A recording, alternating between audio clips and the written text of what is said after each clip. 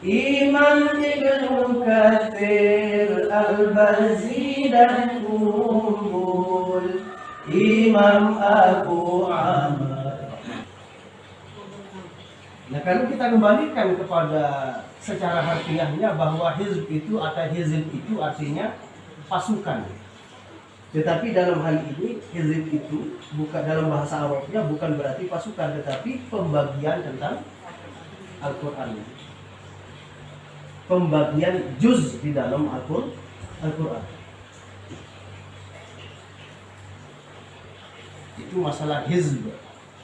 Hizbun. Nah, jadi biasanya ditandai dengan seperti ini kalau hizb itu. Salah satunya dipakai huruf. Kemudian ada yang seperti tanda bintang. Ya. Kadang-kadang di tengah Quran itu, di tengah lembaran bersamaan dengan al-hibz atau al-hizb di ujung Al-Quran itu, biasanya di tengah-tengah ayat itu akan seperti ini nanti. Kemudian di atasnya dilengkapi dengan ain yang namanya rukuk. Lalu apa tujuannya rukuk di dalam Al-Quran itu? Tujuannya rukuk di dalam Al-Quran itu yang diberi tanda dengan ain itu adalah pertanda ayat yang dibahas dari pertama tadi itu pembahasannya cukup sampai di ainnya itu. Berarti ayat yang pertama tidak lagi berkaitan dengan ayat yang kedua, ditandai dengan rukuk. Nah, jadi rukuk dalam Al-Quran itu yang ditandai dengan huruf ain itu berjumlah 554 rukuk. Biasanya ada di tepi Al-Quran yang ditandai dengan huruf ain.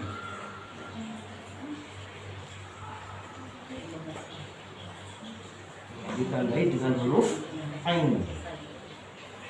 Ternyata banyak Al-Quran yang kita tidak faham. Nah, secara keseluruhannya bahwa surah Al-Quran itu ada 114 surah. 114 surah. Hati-hati menulis kata surah. Ya, kalau pakai so ini juga beda artinya. Kalau pakai surah berarti surah dalam Al-Quran. Kalau pakai surah ini berarti gambar. Oh, suratun. Ayo, suratun gambar.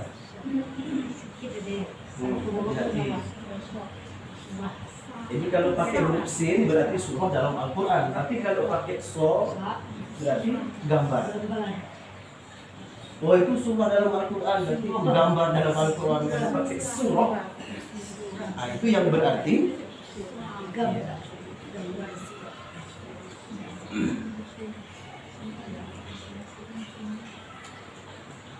nah, jadi 114 surah. Insya Allah nanti tidak lama lagi kita akan dihadapkan dengan bulan Muharram. Sekarang ini bulan Syawal, Zulqa'dah, Zulhijjah, kemudian Muharram. Nanti pada tanggal 1 bulan Muharram atau bulan Syuro itu, ya, disunnahkan kita membaca surah Yasin 3 kali.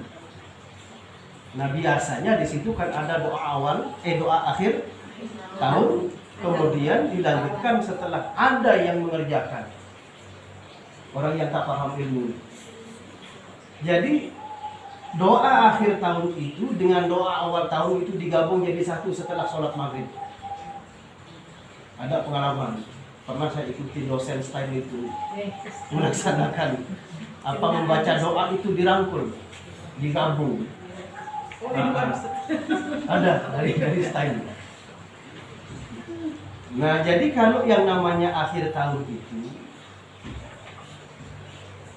dibaca sebelum maghrib, sekitar jam 5:30 lah sebelum azan maghrib. Ya. Jangan, karena asar itu masih belum masuk waktu belum masuk. Karena tahun Kabisat, tahun Hijriyah ini biasanya berakhir pada waktu maghrib biasanya. Tapi kalau Masehi ini biasanya jam 12 malam. Nah, makanya sering terjadi khilaf ulama tentang penetapan awal bulan Muharram. Ada yang kadang-kadang pas pagi hari, ada yang kadang-kadang jam 6 sore. Itu penentuan awal. Puasa kemarin kan beda kan? Iya, beda-beda. Nah, dari situlah perbedaan itu terjadi karena ada yang menggunakan hisab dan ada yang menggunakan ru'yah. Yang hisab itu artinya menggunakan tahun Kabisat, pasti hitungannya itu akan berjumlah 29 hari. Tapi kalau kita merujuk kepada ru'yah, ya sering, karena ru'yah itu kan melihat anak bulan sabit itu kan. Berarti kalau lihat bulan sabit itu pertanda bahwa hitungan itu tetap akan berjumlah 30. Sementara Nabi seumur hidupnya pernah berpuasa 30 hari itu cuma 1 kali. Nabi. Ya kebanyakan berumur 29 hari. Disebabkan tadi itu karena beliau menggunakan, karena pada waktu itu ya menggunakan hitungan. Ya, jadi berhitung. Nah, hitungannya nanti ada dalam tafsir karangan Abah itu nanti gimana cara menghitungnya bulan itu. Nah, jadi pada tanggal 1 bulan Syuro, disitulah nanti penentuan perjalanan hidup manusia sepanjang 1 tahun. Pada tanggal 1 bulan Muharram.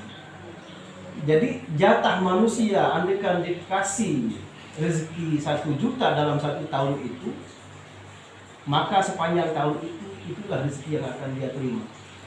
Tetapi itu kan ketentuannya 2 macam pada bulan Muharram itu. Ada yang namanya ketentuan mu'allaq dan ada namanya ketentuan mubroh. Jadi ketentuan Allah itu ada 2. Ada yang mu'allaq, ada yang mu'allaq dan ada yang mubroh. Ini ketentuan Allah. Jadi ada 2 ketentuan Allah yang berlaku terhadap seluruh makhluknya yang ada di dunia ini. Jadi yang namanya ketentuan mu'allaq dengan ketentuan yang mubroh.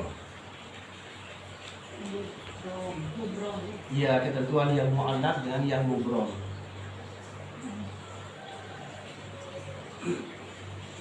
Nah, ketentuan Allah yang mu'allaq itu artinya ketentuan Allah yang masih bisa berubah. Ketentuan yang mu'allaq, ketentuan Allah yang masih bisa berubah atau yang masih dapat berubah. Sedangkan ketentuan yang mubroh, ketentuan itu tidak bisa lagi dirubah. Nah, mana buktinya? Umur, rezeki, jodoh itu tidak bisa dirubah. Siapa bilang tidak bisa dirubah? Ada pendapat ulama yang mengatakan tidak bisa dirubah. Ada yang mengatakan dengan kekuatan doa itu bisa berubah, karena ad-du'a'u silahul mu'min. Doa itu adalah senjata daripada orang-orang mukmin. Nah, makanya pada bulan Dzulhijjah atau pada bulan Muharram, sebelum sampainya Muharram itu nanti, malamnya terhitung dari maghrib bulan Syuro, bulan Muharram itu, setelah kita membaca Yasin 3 kali, kemudian baru kita membaca doa awal tahun. Ada sebagian mengatakan habis sholat maghrib, kemudian selesai wirid, sholat ba'diyah, baru kita membaca doa awal tahun. Nah, jangan seperti pengalaman saya yang tahun dulu ini, 2 tahun yang lalu, saya ikut sholat. Ternyata awal tahun dan akhir tahun itu dikerjakan pada setelah ba'diyah maghrib. Terus apa yang mau ditutup dan apa yang mau dibuka? Semuanya sudah ditutup. Nah, di situ nanti pada tanggal 1 bulan Syuro itu, malam ataupun siangnya, kita disunahkan menulis bismillah yang berjumlah berapa kemarin? 103 113 sesuai dengan jumlah surah yang terdapat di dalam Al-Quran yang berjumlah 113. Tapi kenapa? Ini kan surahnya 114 ya. Nah cuma nanti bismillah yang dinasehatkan untuk menulis atau disunahkan untuk menulisnya nanti di situ, yang ini dikurangi satu dalam surah At-Taubah.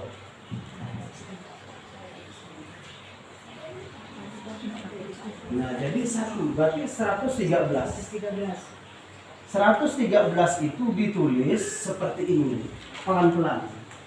Jadi nulisnya yang ada lubangnya dikasih lubang seperti mim.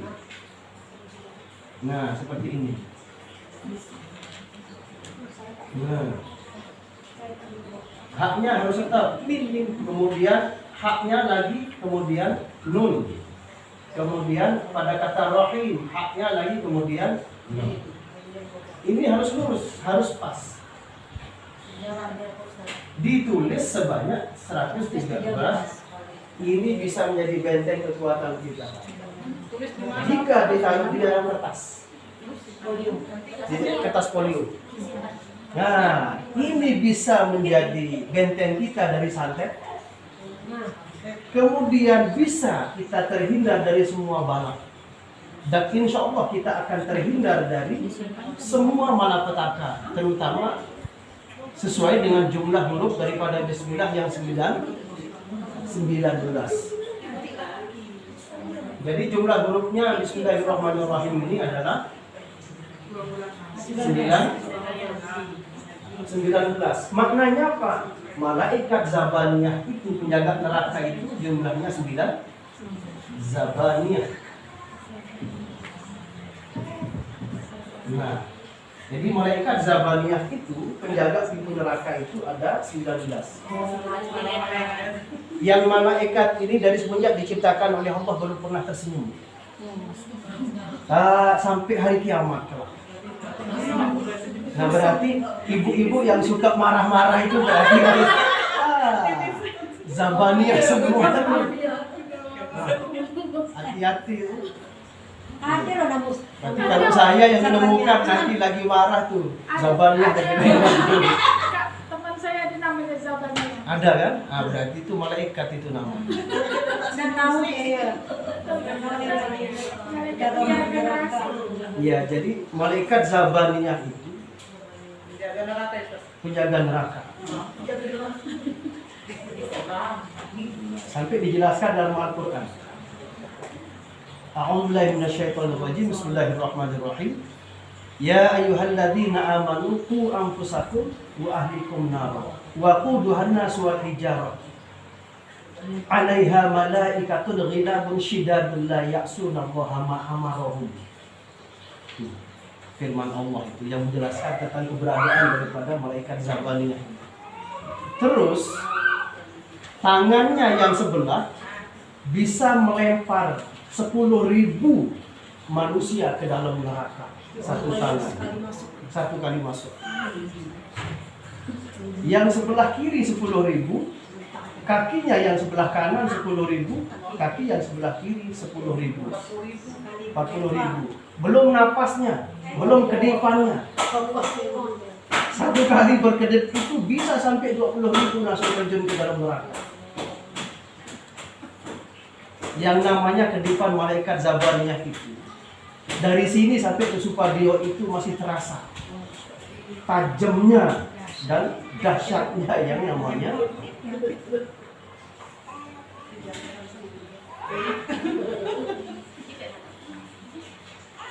malaikat Zabaniyah. Jadi belum pernah tersenyum dari semenjak diciptakan. Nah, jika kita ingin terpelihara dan dilindungi oleh Allah dari malaikat Zabaniyah yang jumlahnya 19, maka bacalah Bismillahirrahmanirrahim. 9 kali kita baca bismillah atau 99 kali kita baca bismillah sebelum keluar dari rumah, insya Allah apapun rintangan di jalan itu tetap kita akan terpelihara dan akan dilindungi oleh Allah dari segala macam mara bahaya.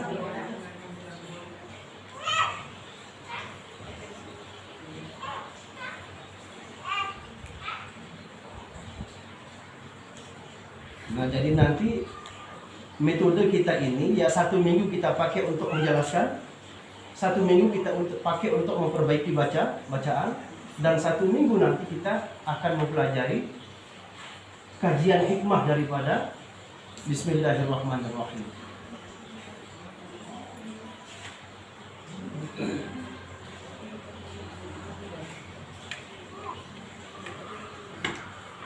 Jadi itu malaikat Zabaniyah. Berarti nanti kalau ibu-ibu suka marah di rumah, berarti nanti di share di WA group itu, awas ya Pak, kalau ibu lagi suka marah itu Zabaniyahnya lagi. Ini takut banyak. Pak, Ustaz, ini bisa jadi senjata hadis, Ustaz. Ya. Jadi malaikat Zabaniyah tidak pernah tersenyum dari semenjak Allah menciptakan. Nah, di sini secara logika bisa kita berpikir, siapa yang bilang api rokok itu panas? Dan siapa yang bilang neraka itu panas? Kira-kira panas nggak api neraka? Panas ya. Kalau memang api itu panas, lalu mengapa malaikat Zabaniyah itu mampu di dasar neraka sampai dengan hari kiamat kelak? Berarti neraka itu tidak panas. Ya. Bagi malaikat mungkin tidak panas. Terus Bagi manusia apa? coba lihat di YouTube itu, ada yang mandi pakai air mendidih. Coba lihat Nabi Ibrahim. Oh, itu mukjizat Ustaz. Hah? Itu mukjizat yang Allah kasihkan kepada Itu mukjizat yang Allah berikan kepada. Nabi Ibrahim. Berarti kalau ada nabinya yang bisa seperti itu, otomatis umatnya juga ada yang seperti itu. Andaikan Deddy Corbuzier dulu sama Lindbergh, iya. Ada di zaman Nabi, ya mungkin karena kita kekurangan ilmu itu apa? Pasti kita akan mengatakan, oh dia itu seorang wali Allah. Kita bisa dihipnotis dengan ilmunya.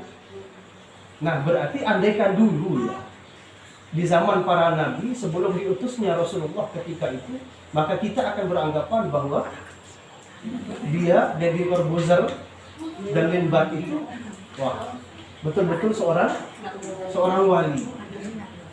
Karena banyak dukun yang keahliannya seperti keahlian para nabi.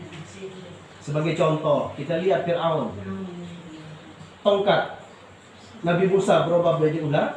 Kemudian kita lihat lagi talinya, tongkatnya Fir'aun juga bisa berubah menjadi ular. Lalu apa bedanya antara Nabi Musa yang diberi mukjizat dengan Fir'aun yang diberikan sihir?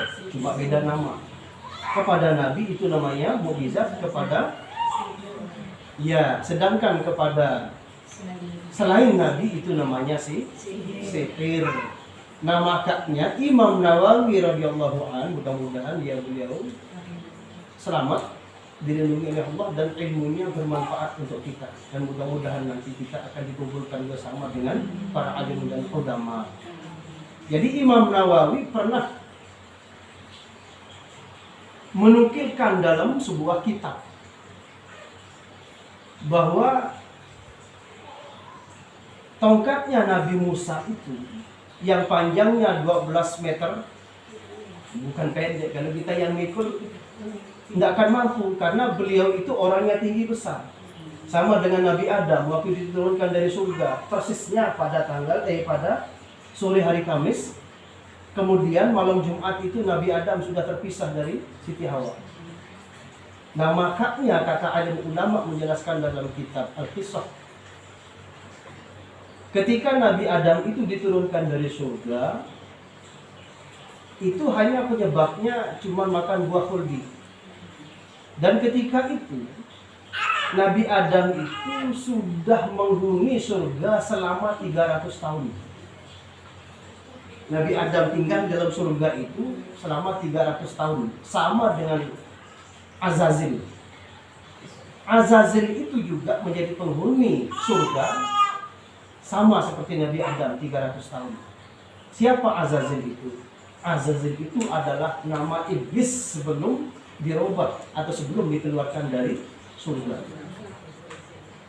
Jadi nama setan yang asli itu adalah Azazil. Azazilun. nama Azazil. Ya, ini namanya, makanya nanti begitu dilihat dalam bahasa Arab itu namanya, oh kok enak bener. Oh, nanti ganti anaknya. Namanya Azazil. Oh, berarti itu ada setan. Anak setan. Bapak pendapat setan. Nah, jadi pernah saya ceritakan kemarin itu, ada dalam kitab Aqidah karangan Abah itu. Setan-setan itu memiliki istri jin-jin kafir. Jadi setan itu istrinya jin-jin kafir. Itu setan. Yang alat kelamin betinanya berada di paha sebelah kanan. Kemudian kelamin yang jantan berada di paha sebelah kiri. Nah, jadi dari hasil perkawinan antara jin-jin kafir itu, maka apabila bertemu paha kanan dengan paha kiri, jin itu atau setan itu akan bertelur sebanyak 70.000 telur. Satu butir telur akan menetaskan anak setan berapa? 10.000 anak setan. Yang itu lawannya setan.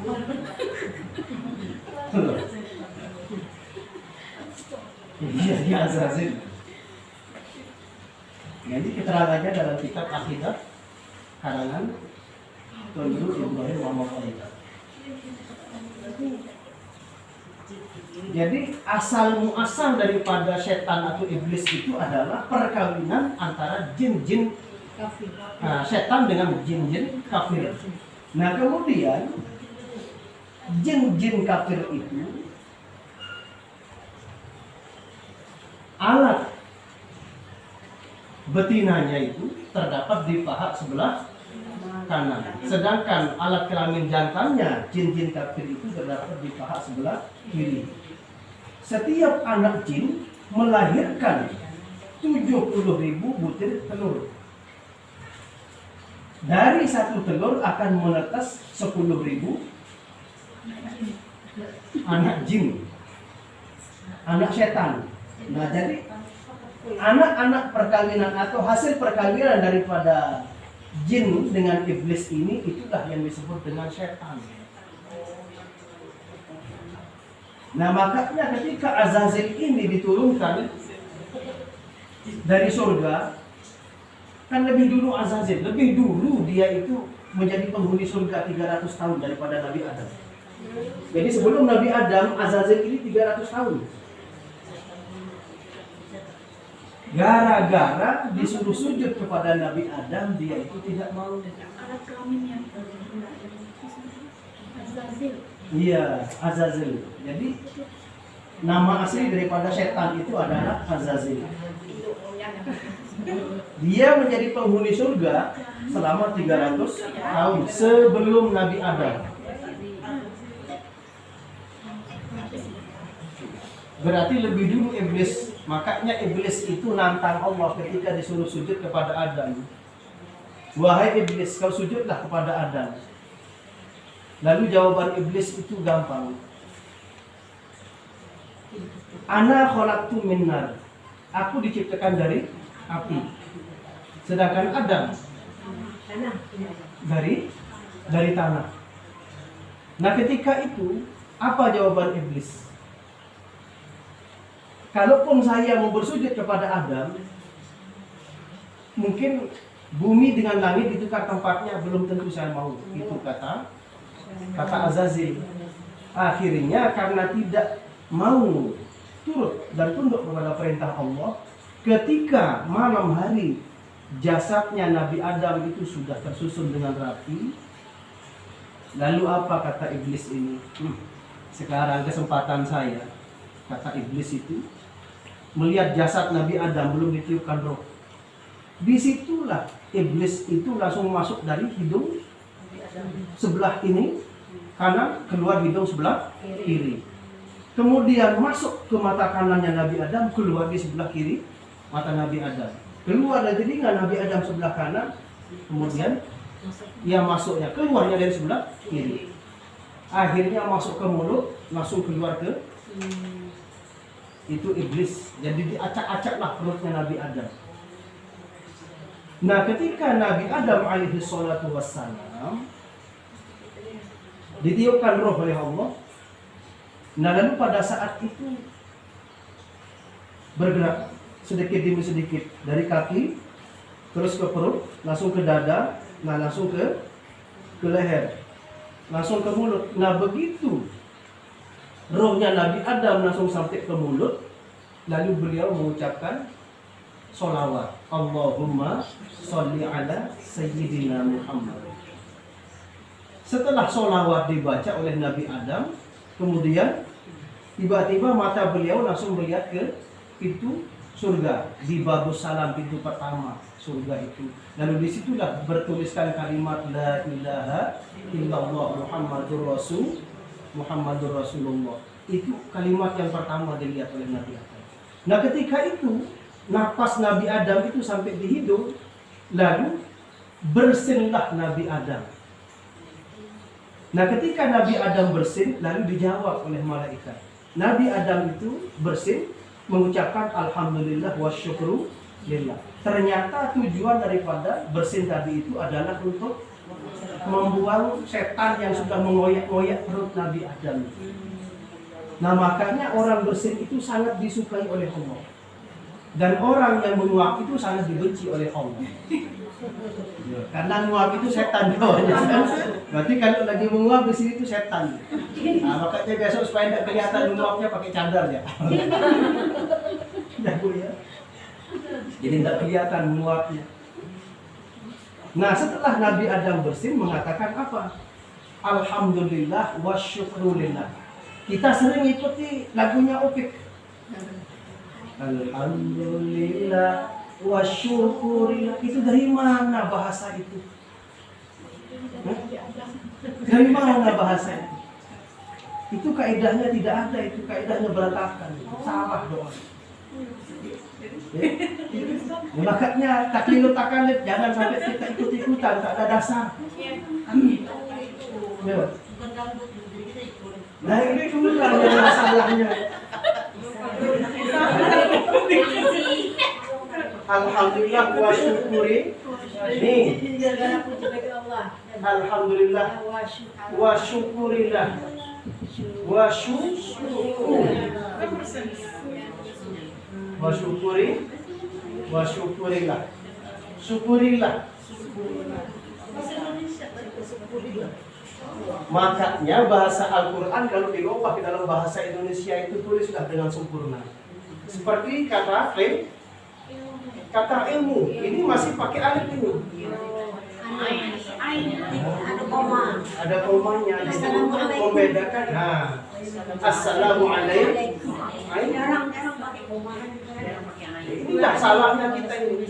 Makanya jangan berharap doa itu akan sekali dikabul kalau dia malah petaka yang akan kita terima nanti di akhirat.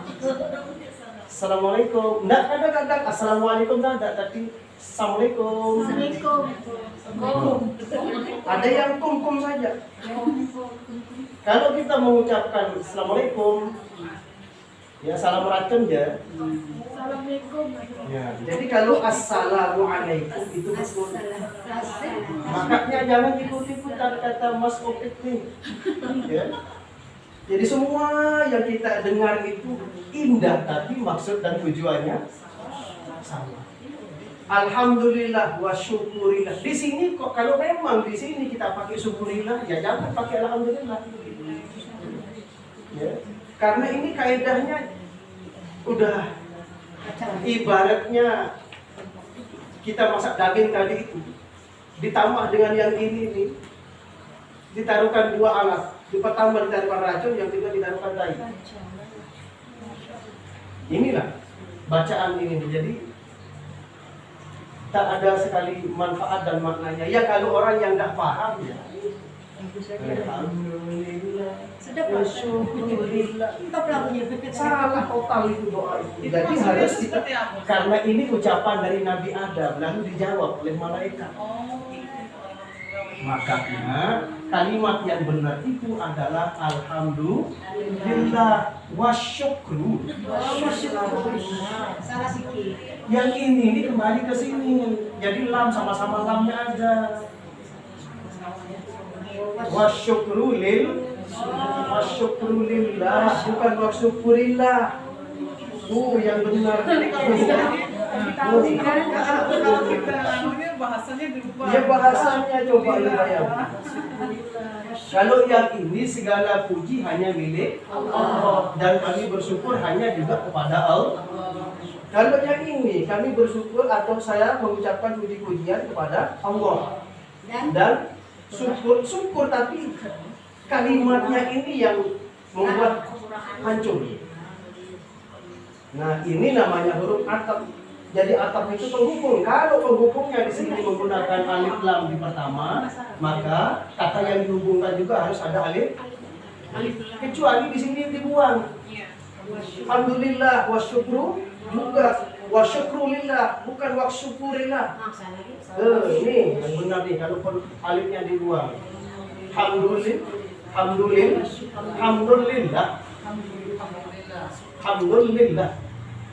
Lillahi. Kemudian wasyukru. Nah, jadi wasyukru. Jangan ada tasdidnya lagi. Wasyukru lillah. Baru pas. Ini tidak ada alif lamnya, di sini juga tidak ada alif. Supaya ini penghubung ini bagi orang yang belajar kaidah nahwu shorof, kalau kata penghubung atau yang dihubungkan itu ada alif lam, maka penghubung